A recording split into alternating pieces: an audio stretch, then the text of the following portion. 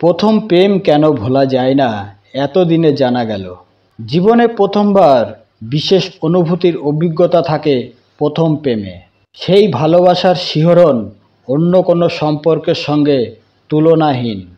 কৈশোর ও তারুণ্যে প্রেমে পড়লে দেহে ডোপামিন, অক্সিটোসিনের মতো হরমোন নিঃসৃত হয়, যা মনে আনন্দ ও তীব্র আবেগ তৈরি করে।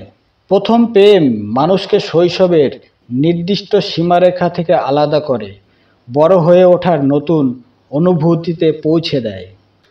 প্রথম প্রেমে মানুষ সম্পর্ক, আবেগের প্রকাশ এবং ব্যর্থতা সামলানো শেখে, যা পরবর্তী জীবনে কাজে আসে।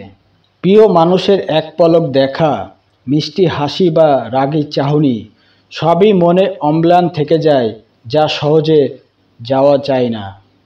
প্রথম উপহার, প্রেমের প্রস্তাব কিংবা প্রথম প্রেমময় মুহূর্তগুলো স্মৃতির পাতায় চিরস্থায়ী হয়ে থাকে। প্রথম প্রেমের মাধ্যমে মানুষ নিজের অনুভূতি ও সম্পর্কের গভীরতা সম্পর্কে সচেতন হয়ে ওঠে। অধিকাংশ ক্ষেত্রেই প্রথম প্রেম পূর্ণতা পায় না, সেই অসমাপ্ত গল্পের প্রতি এক ধরনের আকর্ষণ থেকে যায়।